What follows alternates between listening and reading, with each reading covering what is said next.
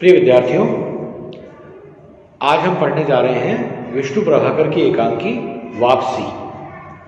तो वापसी पढ़ाना शुरू करने से पहले मैं आपसे विष्णु प्रभाकर के बारे में थोड़ी सी बात कर लूँ 2 मिनट के लिए।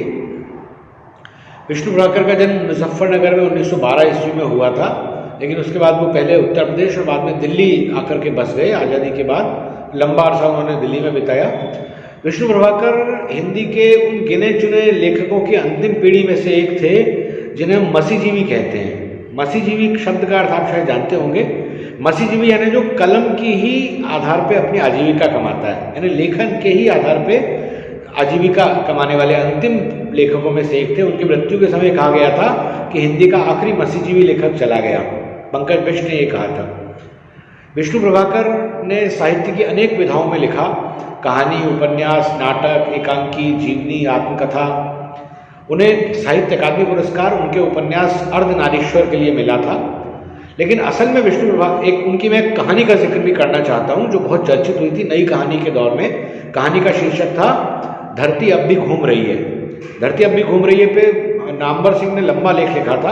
हालांकि वो बहुत सकारात्मक अर्थों में उन्होंने उस कहानी का उल्लेख नहीं किया था, लेकिन चर्चित और विवादास्पद कहानी थी धरती अब भी घूम रही है, जिसके लिए विष्णु प्रभाकर जाने जाते हैं।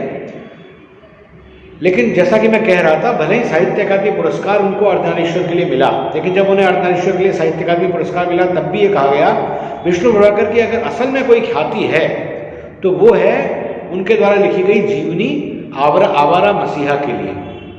जीवनी किसी और की होती है, आत्मकथा अपने बारे में जब व्यक्ति खुद की जीवन के बारे में लिखता है तो आत्मकथा होती है, आप जानते ही होंगे। आवारा मसीहा बांग्ला के प्रसिद्ध लेखक शरद चंद्र चट्टोपाध्याय की जीवनी थी जो विष्णु प्रभाकर ने लिखी थी। हिंदी में अच्छी जीवनियां बहुत कम मिलती हैं। हिंदी के जीवनी साहित्य में जब हम गिनते हैं तो आवारा मसीहा का बहुत महत्वपूर्ण स्थान माना जाता है। ऐसा कहा जाता है कि विष्णु प्रभाकर ने आवारा मसीहा लिखने के लिए बंगाल जाकर रहकर बांग्ला संस्कृति को सीखकर शरद चंद्र के बारे में सारे सही तथ्य और आंकड़े जुटाने के लिए कई वर्षों तक मेहनत की थी, और उसके बाद गहरे अध्ययन और बांग्ला संस्कृति की गहरी समझ पाने के बाद विष्णु प्रभाकर ने शरद चंद्र चट्टोपाध्याय की जीवनी लिखी, जो कि शायद उनकी बांग्ला में लिखी गई किसी जीवनी से भी ज़्यादा लोकप्रिय हुई। आवारा मसीहा के कारण शरद चंद्र को भी हिंदी संसार में ज़्यादा जाना गया और विष्णु प्रभाकर की ख्याति भी सबसे ज़्यादा आवारा मसीहा से है। लेकिन हमारे कोर्स में उनका एकांकी है, तो मैं उनके कुछ प्रमुख एकांकी संग्रहों के नाम बता रहा हूँ, परीक्षा की दृष्टि से महत्वपूर्ण है। उनके प्रमुख एकांकी संग्रह हैं 10 बजे रात, क्या वह दोषी था, अशोक, प्रकाश और परछाई, ये रेखाएं, ये दायरे। ये उनके कुछ प्रमुख एकांकी संग्रह हैं। हमारे कोर्स में जो एकांकी है वापसी, इसके बारे में दूसरी महत्वपूर्ण बात मुझे जो आपसे करनी है वो ये कि ये रेडियो एकांकी है। रेडियो नाटक और रेडियो एकांकी क्या होते हैं पहले ये जान लीजिए। जब आकाशवाणी प्रारंभ हुआ, यानी जब रेडियो सर्विस प्रारंभ हुई, और आज तो टीवी के ज़माने में आप लोग शायद रेडियो सुनते भी नहीं होंगे, लेकिन जब रेडियो आया था तो रेडियो एक बहुत लोकप्रिय माध्यम था, और रेडियो पर साहित्य विधाओं के प्रस्तुतिकरण ने कुछ नई विधाओं को जन्म दिया, जिनमें से एक था रेडियो नाटक। रेडियो नाटक क्या होता है? रेडियो नाटक का मतलब है कि नाटक ही है लेकिन उसे रेडियो पे प्रस्तुत किया जाएगा। अब समझने वाली बात यह है कि रेडियो पे आप देख तो सकते नहीं है, रेडियो पे सिर्फ सुन सकते हैं। तो वह नाटक इस प्रकार से लिखा जाएगा कि उसमें ध्वनि का महत्व ज्यादा होगा। उसके रंग संयोजन में भी लेखक निर्देशक को यह नहीं बताएगा कि मंच की परिसज्जा कैसी हो, क्योंकि मंच कोई है ही नहीं। वह उसकी बजाय यह बताएगा कि नाटक प्रारंभ में कौन सी ध्वनि आएगी।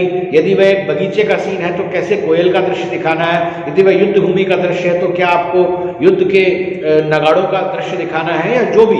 यानी नाटक में, रेडियो नाटक में ध्वनि का महत्व बहुत ज़्यादा बढ़ जाता है। हिंदी में सबसे अच्छा रेडियो नाटक पहला और सबसे महत्वपूर्ण रेडियो नाटक माना जाता है कोणार्क। और कोणार्क लिखा था जगदीश चंद्र माथुर ने, जो रेडियो में स्वयं महानिदेशक थे अगर मैं गलत नहीं हूं तो, यानी रेडियो के सबसे बड़े पद पर मौजूद थे। तो रेडियो में खुद विष्णु प्रभाकर भी रेडियो से जुड़े हुए थे, इसलिए रेडियो की ज़रूरतों के हिसाब से उन्होंने ये ध्वनि नाट्य लिखने प्रारंभ किए, जिन्हें हम रेडियो एकांकी कहते हैं। तो यह रेडियो नाटक है, रेडियो एकांकी है, इसमें ध्वनि का बहुत महत्व है। अब हम बात करते हैं थोड़ी सी वापसी एकांकी के बारे में। विष्णु प्रभाकर के बारे में बात करने के बाद वापसी एकांकी, जैसा कि मैंने कहा रेडियो एकांकी है। मैं इसके प्रारंभ का दृश्य जब आपको बताऊंगा तब आपको बात समझ में और ज़्यादा अच्छे से आएगी। लेकिन पहली बात ये जान लीजिए, रेडियो एकांकी, यह रेडियो वापसी एकांकी विभाजन की पृष्ठभूमि को लेकर के लिखा गया है। यद्यपि इसकी समयावधि विभाजन की नहीं है, यह 1965 के भारत पाक युद्ध की पृष्ठभूमि में लिखा गया है, लेकिन विभाजन इसके केंद्र में है। और ये बात आपको एकांकी के बारे में जब मैं बात करूंगा तो समझ में आएगी। विभाजन की पृष्ठभूमि पर हिंदी में बहुत सारा अच्छा साहित्य लिखा गया है। ऐसा माना जाता है कि जैसे पश्चिम में होलोकॉस्ट एक ऐसी घटना थी जिस पर प्रचुर मात्रा में साहित्य लिखा गया। होलोकॉस्ट के समकक्ष हम भारतीय उपमहाद्वीप में भारत के विभाजन को रख सकते हैं। यानी ये दो ऐसी समयावधि थी, होलोकॉस्ट और विभाजन, जब मानवीयता से लोगों का विश्वास उठने भी लगा, लेकिन दूसरी ओर मानवीयता में यकीन बढ़ सके ऐसी भी अनेक घटनाएं हुई। ये दोनों ही मानवीय विभीषिकाएं थी, ये प्रकृति ने नहीं पैदा की थी। इंसान के खून का प्यासा हो गया था, एक दूसरे को मारने लग गया था। तो हम अपने इतिहास को पढ़कर ये सबक पा सकें कि क्या गलतियां हमें नहीं दोहरानी है, इसके लिए मानवीय विभीषिका के उस काले दौर के बारे में लिखा जाना बहुत जरूरी होता है। होलोकॉस्ट पे पश्चिम में भरपूर मात्रा में लिखा गया है। हमारे यहाँ भी विभाजन या बंटवारे को लेकर के बहुत अच्छी रचनाएं लिखी गई हैं। आप लोग आगे जाकर के मौका लगे तो अपने जीवन में 2 उपन्यास जरूर पढ़िएगा जो विभाजन पे लिखे गए सबसे मार्मिक उपन्यास माने जाते हैं। मैं दोनों के नाम आपको यहाँ बता रहा हूँ। पहला है यशपाल का उपन्यास झूठा सच, और दूसरा है भीष्म साहनी का उपन्यास तमस। मौका लगे तो आप दोनों उपन्यास आगे जाकर के जीवन में कभी न कभी जरूर पढ़ें। चलिए, उपन्यास पढ़ने के लिए तो ज़्यादा समय चाहिए होता है, लेकिन मैं कुछ कहानियों के नाम बता रहा हूँ जो आप गूगल करके आसानी से ढूंढ सकते हैं और जरा से समय में पढ़ सकते हैं। आपको पढ़नी चाहिए मोहन राकेश की कहानी मलबे का मालिक। दूसरा आपको पढ़नी चाहिए कृष्णा सोबती की कहानी सिक्का बदल गया। तीसरी आपको पढ़नी चाहिए गुलजार की कहानी रावी पार, और चौथी आपको पढ़नी चाहिए अमृता प्रीतम की कहानी पिंजर। ये हिंदी की नहीं, पंजाबी की कहानी है, लेकिन विभाजन पे लिखे महत्वपूर्ण साहित्य में उसका उल्लेख भी मैं कर रहा हूँ। और आपको पढ़ना चाहिए फैज़ अहमद फैज़ की ढेर सारी नज़में, जिसमें विभाजन का बहुत मार्मिक उल्लेख आता है। तो ये विभाजन से जुड़ा कुछ साहित्य था जिसके बारे में मैंने आपको बताया। अब मैं आपसे थोड़ी सी बातचीत वापसी एकांकी के बारे में करता हूँ। वापसी एकांकी, जैसा मैंने बताया, 1965 के सितंबर अक्टूबर के महीने के बारे में है। ये भारत पाकिस्तान का युद्ध चल रहा था और यह कश्मीर इसका जगह है। लेकिन आपको जगह तो दिखती नहीं है रेडियो एकांकी में, सिर्फ ध्वनि सुनाई देती है। तो देखिए रंग संयोजन किस तरह किया गया है। रंग संयोजन क्या होता है इसे जानने के लिए आप मेरा पिछला वीडियो देखें। प्रारंभिक संगीत के बाद तोपों के गोलों की आवाज उठती है, उसके धीमे होते न होते सायरन बज उठता है और ऊपर हवाई जहाजों की आवाज छा जाती है। उसी के साथ विमान भेदी तोपें छूटती हैं, बहुत से नेट जहाज उड़ते हैं। कई क्षण के शोर के बाद शांति सूचक सायरन बजता है। एक क्षण मौन के बाद कुछ व्यक्तियों के फुसफुसाकर बात करने की आवाजें आती हैं और फिर ये फुसफुसाहट के साथ एकांकी शुरू होता है। तो आप देख रहे हैं इसके रंग संयोजन में सिर्फ आवाजों का उल्लेख है कि आपको कौन कौन सी आवाजें दुखानी हैं, और इस प्रकार से इस एकांकी के प्रारंभ में ही युद्ध की पृष्ठभूमि सृजित कर दी है एकांकीकार विष्णु प्रभाकर ने। तो यह एकांकी है असगर के बारे में। असगर एक पाकिस्तानी सैनिक है, लेकिन वह एक ऐसा सैनिक है जो बंटवारे के समय यानी 1947 के विभाजन के समय, जब भारत और पाकिस्तान के बहुत सारी आबादी इधर से उधर और उधर से इधर स्थानांतरित हुई थी, तब वह कश्मीर से विस्थापित होकर के पाकिस्तान चला गया था और पाकिस्तान में बस करके पाकिस्तान की सेना का जवान बन गया है। तो यह मूलतः भारत से ही गया हुआ एक नौजवान है जो पाकिस्तान के सेना का सैनिक बन करके भारत में लड़ने के लिए आया है। तो यह अपने आप में एक बहुत बड़ा अंतर विरोध है, जिसे यह एकांकी धीरे धीरे आपके सामने रखता है कि वह पाकिस्तान का नागरिक है, उसकी राष्ट्रीयता, उसकी स्वामी भक्ति, उसकी वफादारी, वो सब पाकिस्तान के प्रति है। लेकिन जब वह भारत लौट कर आता है और भारत में उसी जगह पर आता है जहां उसका बचपन बीता, तो उसको पुरानी यादें आने लगती हैं। वह पुरानी यादों में डूब करके समझ नहीं पाता है कि वह जिनसे लड़ रहा है वह उसके शत्रु हैं या उसके मित्र हैं, उसके रिश्तेदार हैं, उसके भाईबंद हैं, जिनके साथ खेला बड़ा हुआ, आज उन्हें दुश्मन कह रहा है। यह बहुत मार्मिक सवाल है दोस्तों।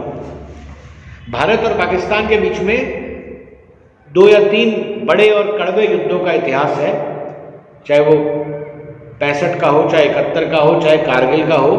लेकिन उसके बावजूद सबसे बड़ा सच ये है कि भारत और पाकिस्तान 2 ऐसे देश हैं जिनका अतीत साझा है, जिनका इतिहास साझा है, जिनकी संस्कृति साझा है। आज भी पाकिस्तान में ढेरों ऐसे लोग हैं और भारत में भी ढेरों ऐसे लोग हैं जिनकी रिश्तेदारियां दूसरे मुल्क में हैं।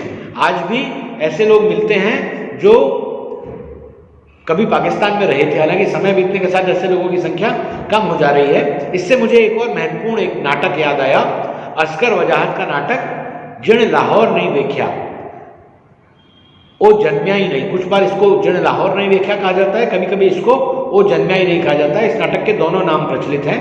असगर वजाहत का ये नाटक एक ऐसी महिला के बारे में है जो पाकिस्तान से, जिसका परिवार जब भारत आया तो उस समय वो छुप गई, क्योंकि वो लाहौर छोड़ के नहीं जाना चाहती थी, क्योंकि उसने ये बचपन से संस्कार पाया था कि जहां मैं बहू बन के आई हूं वहीं से मेरी अर्थी उठेगी।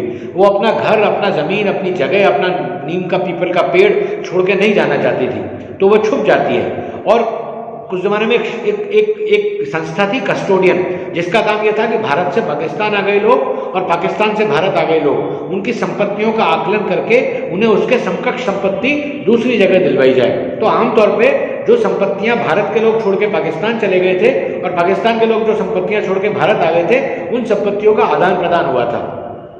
तो भारत से पाकिस्तान गए एक मुस्लिम परिवार को मकान मिलता है, और जब वो मकान मिलता है तो वो पाते हैं कि उसमें गुड़िया अंदर कोठरी में तहखाने में छुपी हुई है। अब समझ नहीं आता क्या करें, तो ठीक है एक बूढ़ी औरत है यहाँ रह लेगी। धीरे धीरे वो महिला उस घर में बच्चों की दादी हो जाती है, उस घर के लोग पुरुषों की माँ हो जाती है, बहुओं की सास हो जाती है। वो उनसे रक्त संबंध न होते हुए भी एक भावनात्मक संबंध इतना जुड़ जाता है कि वो पूरे परिवार का अभिन्न हिस्सा हो जाती है। और फिर पाकिस्तान में उस महिला को लेकर के एक पूरा आंदोलन शुरू होता है, पूरा सुगबुगाहट शुरू होती है। आसपास जहर फैलाने वाले लोग तो दोनों तरफ मौजूद हैं। तो ये दुश्मन देश की है, ये दुश्मन है, ये कहने वाले लोग हो जाते हैं। और फिर उपन्यास का क्लाइमैक्स क्या, आप उपन्यास पढ़िएगा तो जानिएगा। लेकिन यह बात याद रखिएगा कि भारत और पाकिस्तान के लोग एक दूसरे के खिलाफ नहीं है, यह सरकारें हैं जो आमतौर पर हमें एक दूसरे से लड़वाती है। दरअसल हम जितना जल्दी इस बात को समझ लें, जितना जल्दी एक दूसरे के मन के प्रति भरा जहर हम लोग मिटा दें और ये समझें कि मुल्क एक दूसरे के दुश्मन नहीं होते हैं, जितना जल्दी हम एक दूसरे की साझी विरासत को पहचान करके अपनी दोस्तियों को पुख्ता कर पाएंगे, उतना दक्षिण एशिया दुनिया के नक्शे पे अपनी छाप ज़्यादा छोड़ पाएगा। त्रासदी है कि यह कम होता है और असल में हम एक दूसरे का दुश्मन समझते आए हैं, लेकिन सिर्फ सरहदों की रेखाएं खिंच जाने से हम एक दूसरे के दुश्मन नहीं हो जाते हैं। उस पार भी बच्चे वैसे ही रोते हैं, उस पार भी माएँ उनको वैसे ही डांटती हैं। कोई अंतर नहीं है इंसानियत के स्तर पे। राष्ट्रीयता की जो दीवारें हैं वो इंसानियत की दीवारों के सामने छोटी हैं। इंसानियत सबसे बड़ी चीज़ होती है दुनिया में। तो असगर जो है वो इसमें अपने गांव लौट करके आया है। मैं थोड़ा सा वापसी के कुछ हिस्से आपके सामने पढ़ रहा हूँ। इरादा यह है कि ये लोग छुप करके आए हैं और यहाँ पे आकर के भेष बदल के ये भारत में आकर के और फिर अपने देश के लोगों सैनिकों की मदद करें, इसके लिए उसको लाया गया है। तो वो कह रहा है, हाँ ठीक, यही ठीक है, उस तरफ फैक्ट्री है, बुनियाद और मुनीर को वहीं जाना है। मेरे कपड़े तो ठीक है, हाँ बिल्कुल हिंदुस्तानी किसान कैसे लगते हैं। अब्बा कहते थे कि मैं बिल्कुल हिंदू जाट की तरह दिखाई देता हूँ। हिंदू जाट, मुसलमान जाट, आखिर दोनों जाट ही तो हैं। चौंक कर ये मैं क्या सोचने लगा, यह कुफ्र है। हमारे मौलवियों ने आज़ादी की इस लड़ाई को जिहाद का फतवा दिया है। जिहाद के इस मौके पर मैं भी अपना फर्ज पूरा करूंगा। एकदम से उसको लगता है कि आखिर दोनों तरफ जाट तो जाट ही है, किसान तो किसान ही है, चाहे वो हिंदू किसान हो चाहे मुसलमान किसान हो।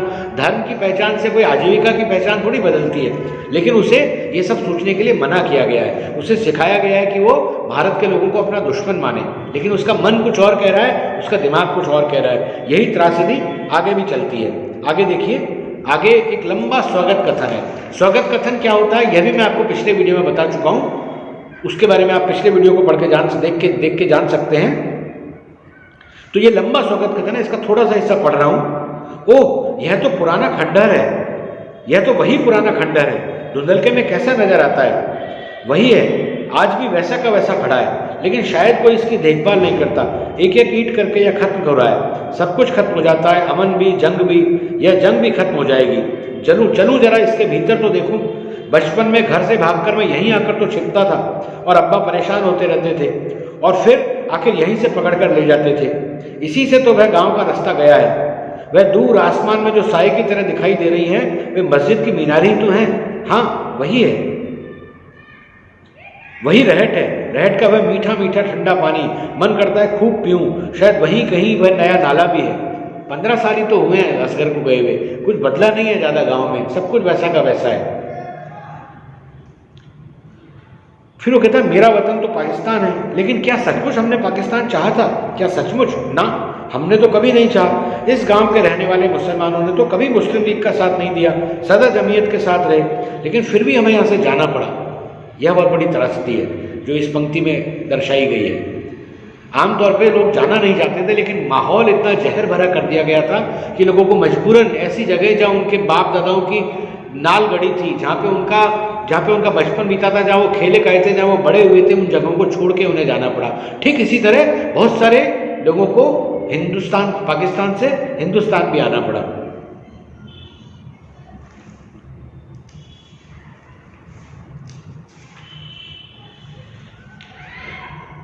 तो फिर एक चौधरी आता है, छुप के बैठे हैं लोग खेत में। असगर, क्या तुम जानते हो चौधरी कौन है? मकसूद, होगा इस गांव का कोई आदमी। असगर, हाँ इसी गांव का है। मैं इसे बचपन में ताऊ कहकर पुकारता था, बिल्कुल भी तो नहीं बदला। 18 साल गुजर गए, लेकिन इसके चेहरे पर वही रौब है, आवाज में वही कड़क। तब मैं 16 साल का था, कितना प्यार करता था यह मुझको। जाते समय इसने कहा था, अच्छा जाते हो तो जाओ, लेकिन यह याद रखना कि इस गांव में तुमको कोई तकलीफ नहीं थी, काश तुम यहीं रहते। लेकिन खैर वक्त ही ऐसा है, रोकूंगा नहीं, लेकिन ध्यान रखना कि हम दोस्त ही रहेंगे, ये चौधरी ने कहा था। उस दिन हम सब रोए थे, और आज कैसी अनोखी बात है, एक बिल्कुल दूसरे ही माहौल में मैं उनको देख रहा हूँ। उन्होंने कहा था हम दोस्त हैं, लेकिन आज तो हम दुश्मन हैं। अब यहाँ असगर उलझन में पड़ गया। ये वही चौधरी है जिसने असगर को जाते समय कहा था कि जाओ, लेकिन याद रखना यहाँ भी तुम्हारा एक घर है। पर आज वो सामने से आ रहा है चौधरी, और यह दुश्मन है जो खेत में छुपा हुआ है। तो वो उसको, आने वाले चौधरी को अपना काका माने या अपना दुश्मन माने, असगर समझ नहीं पा रहा है। छोटा सा एकांकी है, मुश्किल से एक दृश्य है, लेकिन कितना मार्मिक है, कितना समझने वाली बात है। फिर चौधरी आता है, चौधरी के साथ दूसरे लोग आते हैं। खेत के अंदर शायद दुश्मन छुपे हुए हैं, ऐसी खबर फैलती है। तो वो कहते हैं पुलिस के भारतीय फौज से कि आप चाहें तो फसल कटवा दें, हम फसल का नुकसान सह लेंगे, लेकिन दुश्मनों को पकड़ लें। तो जब सब लोग छुप रहे हैं, पीछे की ओर जा रहे हैं, तो असगर अपने साथियों को छोड़ करके आगे की ओर निकलता है और कहता है कि मैं अब छुपूंगा नहीं, मैं तो अपने घर लौट आया हूँ। असगर का अचानक मन बदल गया है, वो इसे अपना घर समझने लग गया है। वो बाहर निकल के आता है और चौधरी कहता है कि तू तो दुश्मन का आदमी है, दूर खड़ा रहे। तो वो कहता है कि नहीं, मुझे पहचानो, मैं असगर हूँ, आपके फलाने दोस्त का बेटा, मैं यहाँ से गया था। तो देखिए आगे का हिस्सा। अब मैं अपने गांव लौट आया हूँ ताऊ, अपने गांव में आओ मकसूद, कोई डर नहीं है, अब हम अपने वतन में हैं। चौधरी कड़क कर कहता है, इन दोनों को बांध कर ले चलो, ये हमें भुलावे में डालना चाहते हैं, इनका विश्वास मत करो, चलिए हम तैयार हैं। असगर कहता है, उनको ले जाया जाता है। असगर और मकसूद को फौज बांध के ले गई है, लेकिन चौधरी पीछे से सोच में पड़ गया है। अब चौधरी के मन की ढेड़बुन दिखती है, पहले आपको असगर के मन की दिख रही थी। खोया खोया चौधरी का संवाद में सुना रहा हूं। यह क्या हो गया, समझ में नहीं आता, यह कैसा जादू है? यह सचमुच असगर है? असगर, लतीफ का बेटा, इस गांव का लड़का। लतीफ इसी गांव में तो रहता था, वह मेरा दोस्त था, पड़ोसी था, इसको मैंने अपनी गोद में खिलाया है। यह राम सिंह के साथ खेल कर बड़ा हुआ है। राम सिंह यानी चौधरी का बेटा। और राम सिंह आज मोर्चे पर है, यह भी मोर्चे पर है, लेकिन यह कैसा मोर्चा है? यह तो ना, यह दुश्मन का जासूस है और कुछ नहीं। मैं और कुछ नहीं सोचूंगा, मैं आज यह सब नहीं सोचूंगा। नहीं, फिर वो चौधरी की उधेड़बुन काफी आगे दिख रही है। यह दुश्मन है या बेटा है, दुश्मन है या मेरा बेटा है, चौधरी समझ नहीं पाता है।